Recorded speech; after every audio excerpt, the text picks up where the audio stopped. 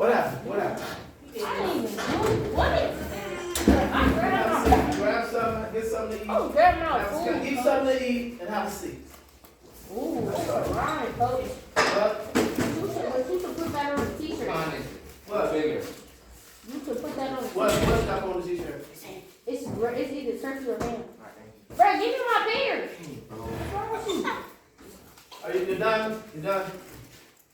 All right, so we waiting on Cameron. Was Cameron in here yet? Yeah. No. Cameron's here. Sit right there. It's a sandwich, bro. Everybody grab a piece of paper. Who's not eating right now, give everybody a piece of paper from a notebook and a sharpened pencil. Now, This notebook right here. Yes. yes, that one. Now, I need to know. Well, 7 plus Kamar. Well, He will call the people, but I said 7 plus Kamar. well, I had 2 people ask me about. Was a teacher. Kamar's not here, but see, Kamar is distracted by basketball. See, that's why I don't like the sport. Now, I'm recording because it seems like all we want to do is play basketball. Basketball, fried chicken and watermelon. Yeah, I said it. That's all you want to do. Now, he's going to be in here. He's the one to ask me. He asked me? No, he asked me what I was doing today. But now he's distracted by the basketball. So, that door is locked. It's going to stay locked. What, you need something? No garbage can in here? Here, just put it in the sink. We'll get Oh, you we later. forgot the cup. Where are the cups? It's in the other one. Okay, go get the cups. Now, hold that door open for her, please. If you have to come here, fine. No. The door's locked on the outside. So. Can I please get something first? Uh-oh. So, Cameron asked me. Did you ask me, Cameron? I don't think you asked me today. About financial literacy, did you? No, I was, but. So, why did you ask me? Why did you ask me, was I doing financial literacy today? Because we haven't did it in a minute. I've done it, you just probably wasn't here. And you're right, you said I have to do it in a minute. So if I don't do it, so why are you asking, what do you get out of financial literacy? How to work money and different talks that you have about it, about how the world is and stuff. So you enjoy that? Yes, sir. What about you, Cameron? I get the ins and outs of business. So like I learn more about business. And if I want to start my own business later in life, I got the tools and I got the information to do it. Okay, what about you, Ryan? How to make money. I mean, what do you get out of that? You get that out of it? Yeah, and how to have a business and all that. I mean, because the point I'm making is, sometimes it becomes difficult for me to fit the financial literacy into the program, daily activity. But I know it's important, so I find ways to do it. So today right now I'm working with the basically 12 and up. And anybody look at my shirt, what does my shirt say? Do what you love. Louder. Do what you love. What does the back say? Love what you do. Love what you do. Now that's the essence of life. Doing what you love and making money at it. Doing what you love. Not just going out here saying, well, I'm going to get a job just to get a job. Because you'll have your parents and grandparents and saying, you can come over this way. Now, I don't mean to isolate you. You can come over this way right here, then. If that's okay. If not, you can stay right there. But I'll come over here. Huh? I'll come over here. Yeah, fine. I don't want you getting too close. Move over some, because see, sometimes people get distracted and can't focus. And you got parents about would be like, just get a job. They'll find you a job. As long as it's paying, they don't care what but you're pressured into getting a job. Everybody said nothing about business. We talking about black families here. We ain't talking about business, nobody talking about that. Because most people aren't educated on that from our schools, from our community. So all they like is get a job. You may be flipping burgers or whatever. You don't want to be here. You don't know. But the point I'm saying is, if you're going to do something, do what you love. So, Autumn, what do you love to do? Draw. You love to draw. So what you'll be doing, you do what you love, you'll be drawing. So you think you can draw and make money and be happy? Okay. Karen, what do you love to do? What do I look like, a hobby? I'm just saying, period. What do you love to do? What do you love to do? I like to watch. I Huh? like to box. I ain't say like. Oh, I love to box. You love to box? Mm-hmm. Why can you make money at boxing? How can I make money at boxing? Yes. Just becoming good enough to go professional. Yeah. What if, okay, to go professional, Mm-hmm. which means you have to go to the amateurs first. Mm-hmm. Unless you in here. You make somebody leap, get paid. In our program, we pay students that achieve. You make it a good achievement, you get a financial reward. And this program is covered by the Vera Reed Business Academy, but it's also financed through the Double Rushing Foundation for Community Development, working with children, things like that. So, just like Kamari he went and played some chess. He played chess and he got 4 wins. 4 out of 4, he got 4 wins. He's played 4 times, got 4 wins. Dad says, okay, it's an achievement, gave him $10. Boom. That's how I look at life, financial rewards. Because that's how my grandmother, Vera Reed, raised me. You work, you get some money, you get paid. You have an achievement, you get paid. To me, that's the ultimate gift. When all else fails, money always works as a good gift. Or a good reward. Let's say reward. So, today I want to work on a book I'm in the process of writing called Doing Business While Black. I know you heard of driving while black, shopping while black.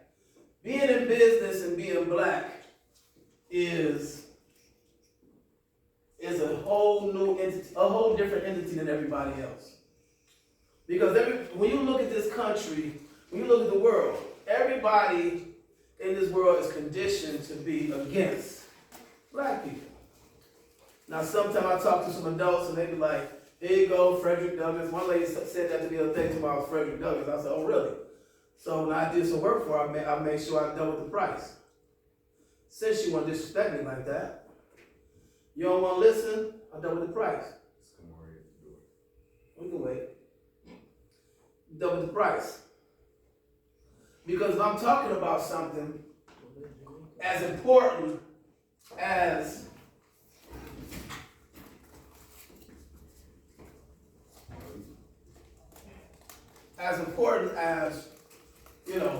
Black history, period. I think people should know, especially if I've learned something, discovered something that I didn't know at first. Right, I don't think we try to these things, I tried, but anyway. So, we're doing business while black. So, first of all, coming up, most of these schools and places, even in your homes, it's not gonna work, it's messed up. Don't worry about it, I have another one. Even in your homes, we don't discuss business. We don't talk about business, so lots of times you won't get a business education. A lot of people come to this country, immigrants and all that, they get set up in business, they put their children in business, now their children learn the skills, boom. We just, whatever. And that's why we're losing.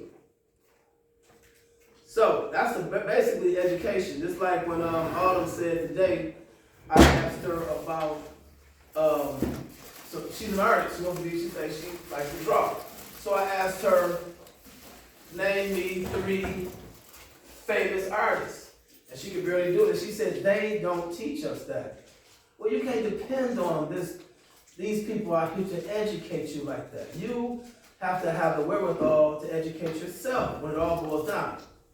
Because I walked around, when I went to college and all that, walking around like, how's the world going? Get a job. Do this. I'm not smart enough. I didn't go to Cass or Renaissance. I went to Cooley High School. It's not a test school. I'm not. This guy's better than me because he went to Cass. This is the type of atmosphere you're living in, where you got schools that you take a test for. So I asked the gentleman when he was in last week, I was like, so if you're not taking a test, if people take a test and all that to go to Renaissance, everybody say, because they smart, it's smart school. So I said, the Mumford School, they don't take a test. Just name the school off the tip of my head. Their schools, so first thing guys say they don't take a test because they're dumb. But it's not like that. You can get an education being homeless. All you gotta do is go to the library and start reading. See, but you have schools that condition you to think that way. Oh, you didn't go to Cass, I didn't go to Cass, I didn't go to Renaissance or college. I didn't go to Harvard, I didn't go to Stanford, so my education isn't worth, no. It's not like that. I mean, that's how it goes out here. And they have you walking around thinking you're less. You know, people don't want to be your friend. You don't go to Cass, you want to go to Cranbrook, you know. But I'm just saying, it's not about this. It's you have to make sure I can be as smart as you if I take the initiative. I'm talking now. If I take the initiative, I can be as smart as anybody on the planet. No matter where I come from, I can come from what he thinks. You know, sometimes he's trained, conditioned rather, to think that this is the ghetto. It's the ghetto. I mean, I'm just saying, we think that way because, listen, because he may live next door to somebody who don't cut their grass. Who got a pit bull or dog back there just running around, tearing up everything, the house look bummy. They don't have a front door. And this is all throughout the block, but it doesn't have to be that way. In other cities, if your grass is too tall, the officials come out in the suburbs, the officials come out and tell you, either cut your grass or we're going to ticket you $135. Yes. Then they will cut your grass and bill you $135. But see, in this urban areas where we're at, we don't have city officials that go around and do that. If we did, the guy next door to you, you wouldn't be arguing back and forth with to cut his grass. Now y'all want to get out there and fight. Bro, why can't you cut your grass? Why you can't keep the block neat? But if the city officials came around and made sure they keep the, what's going on? Made sure they keep the property neat, then you won't have that problem. Who is that? That's Who? what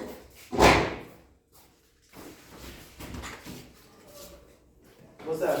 Sorry. See, they come around and they won't, if they came around and helped you out, then your property will be all right. All right? So, let's get back to doing business while black. Now, you got customers out here. We're going to talk about customers and suppliers. You got customers out here. Say if you want to go into a business like I'm involved in, rather, where you do property management. You clean out houses. You move stuff. You recycle things. You know, I got some places where, like today, the lady paid me to trim some trees that was hanging over the neighbor's house. That was all in their camera. So I got out in the morning, I trimmed the trees, boom, cut them up and everything. But a lot of times when you're dealing with customers, when you're black, first of all, a lot of different races or cultures or people are conditioned not to do business with you. Remember the other time we were talking about global sales? Yes. And I was saying how y'all need to learn different cultures. That's one of the ways you can break down that proverbial wall that's put in front of you. And I know you're looking at me like, what are you talking about, Coach? This is something I lived through. This is not something I read, it's something I lived through. Where it's very discouraging when you're, first of all, trying to get your business, having a business idea, and then trying to talk to somebody about it. Everybody looking at you like, what is he talking about? What is he talking about? Let alone giving you some money to finance it, so you may most likely have to finance it yourself. Understand what I'm saying, Cameron? Because nobody's going to believe in you because culturally we're taught not to be in business on purpose. So you have an idea, let's be for real. No one's going to give you a quarter. Unless you're blessed to have a grandmother like me or be associated with a person like me that studied business. You came up with a business idea that sounds good. I'm investing, especially when you're young and black. I don't really tolerate adults. Excuse me. I just tolerate adults, but I love working with my youth because you are the future. These adults out here right now, especially the black ones, they want to kick, argue, sell you out. They don't want to go into business for real. You try to be honest with somebody and say, let's do business. And so, you know, they try to sabotage the business. So you can't get it off the ground. It's very difficult being black and in business. But it's the ultimate freedom. I sleep so good at night, I wake up in the morning and I can make some money. Like tomorrow, I may not have anybody I can go see tomorrow. But I can get up, make some phone calls, pass out some flyers, my phone ring, I make some money. I have that option. I don't have to wait on somebody to say, here, or sign this paper and fill out that. Then I may give you something. No, I can generate money. It's very important. And being black, you have to understand that. Now, dealing with suppliers. Say you need to put some supplies in the business, like me. I may need some garbage bags. I may need to give me a chainsaw for my blade, change for my blade. Now I got to go in our community and deal with people who don't know how to talk to you, who don't like you. You know, you walk into the store like we did a couple weeks ago. We were doing the sales. You know, they look at you like, what do you want? Not, hello sir, how can I help you? Hello ma'am, how can I help you? They look at you like what you want. So now you got to deal with that. But you need this chainsaw blade. Or you may go to the store because it's in the urban community, guess what? They don't have the chainsaw blade you're looking for. So you may have to alternate. You may either go further out in the suburbs and get the supplies you need. Yes, sir. Now, I just want to intervene before I leave. I was just want to tell you that I've been riding around the whole country looking for this material based on what I do, right? In the community, and guess what? I couldn't find it. Exactly. And that's what I'm telling y'all. On that note, Coach, I'm going to see you later. All right. All right? Yep. All right. Y'all pay attention. Right. Give y'all the game. So like he said, he was driving all around looking for material because he customized his shoes. So he customized his shoes. So he's going around looking for shoes. So how can he eliminate that? Going on other places in Detroit. No, go out of the city. Going out of the city. Go ahead. That's one way. Give me another way. Mom making it himself. Exactly. And that's what I did. Instead of going around looking for material, you know what I did? I took the shackles off my mind and I used it. So what I did was, I wanted to make my daughter some shoes with a periodic table on it. So what I did was, I took a picture of some, actually it was not a periodic, it was a a chemical equation because she's a scientist. So I took a picture of it, took it to my print shop, and they said, cut out a material about 15 by 15, and we can print it on that material. So I went and got me some material, like some white material, cotton, did my homework. They printed on the material. I took it to my cousin, and he took that material and put it on the shoe. I didn't leave Detroit. But like Kamari said, I decided to make it myself. But that's how you gotta be. You have to look at all the adversity that you go through as being black and say, you know what, I'm gonna persevere anyway. I'm gonna push through it anyway. I'm glad he mentioned that because that's what I did. Also took a lady that I do business with here, she's an artist. And what she does, she makes my logos. She made that logo right there that says the Vera Reed Business Academy. Every time she makes me a logo, I pay her $60. And I know she keeps track of the logos just in case they get famous. She gets some money also.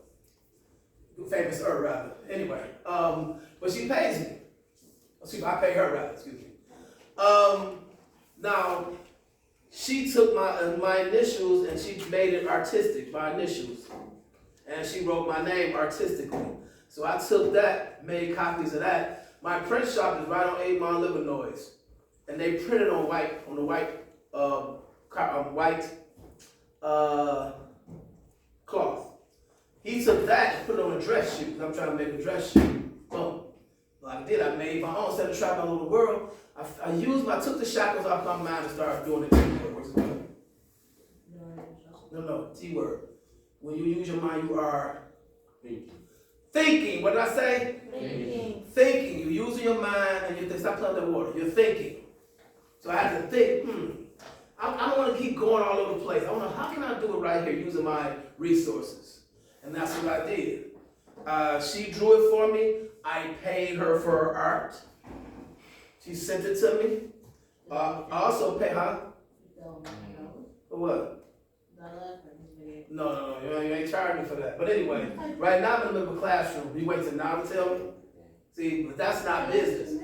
You should have remembered a long time ago, but that's not business. You should remember any invoices that you have out. But anyway, as I was saying, I decided to make it myself. Found the ways to make it myself. Boom. So, but he's still, I'm not gonna knock my cousin, he's still going around trying to find material. Okay. But here's my material. Put that on another shoe. So, now that's dealing with suppliers. And then anybody got any questions about customers and suppliers?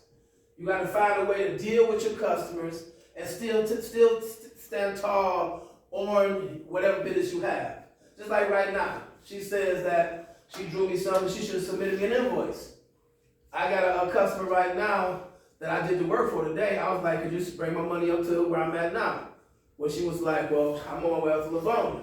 Okay. When I get out of here, I'm going to get my money. I need my money. I need it. I don't care if you think I got enough, but I need my money because I need that to fuel my business, to fuel my dreams. So, dealing with customers. Another thing about customers, you have to charge them a convenience fee. People like to take advantage of us being black. People like to take advantage of it. People say, oh man, ain't that? Yes, it is. If a person writes you a check, what are the costs to cashing a check?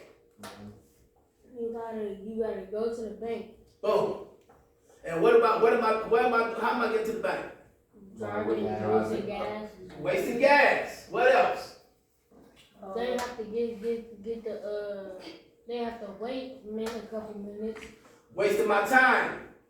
Time and money. Also, when I go to the bank, it depends on what your bank is wrote on. Man, can you stop playing with that cup? This is annoying me. You got to look at the bank is written on. If you don't have an account with that bank, they're going to charge you an extra $10. Why are you charging me that? Because you don't have an account at this bank, sir. That's what they're going to talk to you. But instead of things being like how we do, who you think you're talking to? No. What are we trying to do? Trying to beat them out there. No, we're trying to do what? We got a check. We're trying to do what? Cash the check. So we ain't got to go through all this stuff you're trying to do to upset me is not gonna let me get my goal of cashing the check. So a couple times I was like, could you give me a receipt for that? I went to Independence Bank or whatever, First Independence. Lady said she can't give me a receipt. How are you charging me $10? You taking $10 away from me, but you can't give me, I said you can't write it miscellaneous or whatever, so I can take it back to my customer and let them know, you owe me $10. So we about to have an altercation. I was like, you know what? I took the check, I went back to my customer, told them about their bank, and I said, now add $15 to that check. Because you just cost me money and time. So in the future, I learned from that. When somebody started doing like this and write me a check, oh, excuse me, add $20 to that check. Why? Because people don't even think. I got to drive to your bank, wasting my time, wasting my gas. You can just have my money. I told you what the price was up front. You just have my money. Or, oh man, I know you said you wanted 80, but all I got is 60 right now. I need my money. Well, man, time is hard. I didn't say that when I did the job. And if a person insists on not paying you what you're supposed to get, you take the money and guess what? I will not do business with you again. That's it. I'm not doing business with you no more. Your money don't spend with me no more. Because that's a disrespect. And a lot of people like to do that to us. When it comes to other people, I go on my 401k and get your money. I'm gonna make sure you get your money. Me, you're gonna give me my money. So I learned that over the years. I have a business cash app, as a matter of fact. Person says, I'm a cash app you the money. Okay. Make sure you add, but it depends on the amount though. Cash app charges me different charges for different amounts. So I have to be aware of the charges they charging me according to how much it is. So if it's like $100, stop doing that. It's very annoying. If it's $100, they may charge me $5, but I have to know that. So when they cash app me, make sure you cash app me $105. This guy was supposed to be sending me $50. So he says he'll send me $51. When it came to my cash app, it was $49 there. So that means $51, $50. I mean, they took $2 for $50. Because I have a business cash app. I don't have a personal cash app. I have a business cash app. But that's me. So when I come to 50, when I charge somebody, Ryan, when somebody's being charged $50, they don't send it to my cash app. How much they supposed to give me? $3. No. Can you repeat that? 52? 52. Thank you. Or if I want to say, you know what, for even further inconvenience, make it 55. Well, I'm not paying 55. Well, guess what? I'm not doing business with you. You also, go ahead, Karen. Why you just don't switch it to a personal and then they start? Because my cash app says Vera Reed Business Academy. It's a spiritual thing. It's very important to me. Because I'm using that to build the school. So when I see it, it's a spiritual thing for me. It's like, wow, it just feels good. And it's business. And I don't mind telling you. You're going to have to add something to it. And if you want to add something to it, guess what? We can't do business. And you also have to have be brave enough to say, no, we're not doing business. If you can't treat me properly, we're not doing business. Call somebody else. Because a lot of times they figure since you black, you're desperate. Oh, you need this money, he needs this. No, brother, sister, I don't need it like that. I need my money. Another thing, when you ask a person for, say if you doing some work for $200, you want a deposit of, say, $75. So get your supplies so you get the job done. It's funny, when they give you a deposit, they looking for you the next day, you better be there, or else they will hunt you down. Somebody else, them people, they ain't give a deposit, they wait a couple months before you come back. I've seen it, I've done it. I've seen it. So you gotta make sure you're taking the deposit, you're coming back. and do the work. You also gotta let people know, okay, you want me waiting on them? You communicate. Say if you having some trouble getting there, you having some trouble working your vehicle. If I'm boring, you can leave. If I'm boring you all right? Okay. So if you have a problem with your vehicle, don't lean on her, please. If you have a problem with your vehicle and you will call somebody, let them know, excuse me, I'm having a little problem. I'll be there such and such time. It's very important to communicate. Very important to communicate because people we looking for you to mess up. Antoine.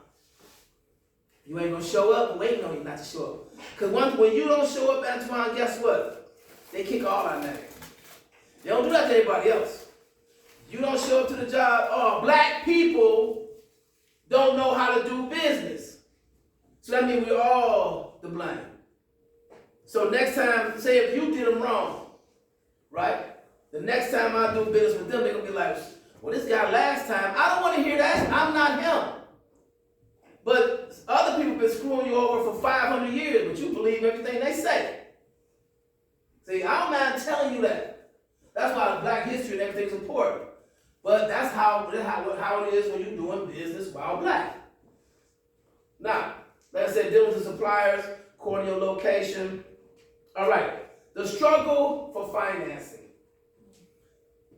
When I came home from college, I was like, I want to go to business. Ooh, I want to go to business. What kind of business I'm going to? Ooh, I want to be a millionaire. Ooh, I want to go to business. Get a job. Get a job. Go work over there. Could you hire me? I don't know. What's your credentials like? Hey, man, did they hire you at your job? I see, man. Man, I ain't seeing nothing. I ain't going to complain. I ain't telling people about him. So, I went to work for my uncle's landscaping company. And I told him, I said, man, I work for free. If you could just show me how you set this business up. That was in 1988. So they like, oh, we got somebody, behind closed doors. Yeah, my nephew kind of smart. Could use him to work on some things. He kind of smart. And he wanted to work for free. What? So now I'm working. I learned how they was doing their marketing. What they used to do, they used to hire young guys like you.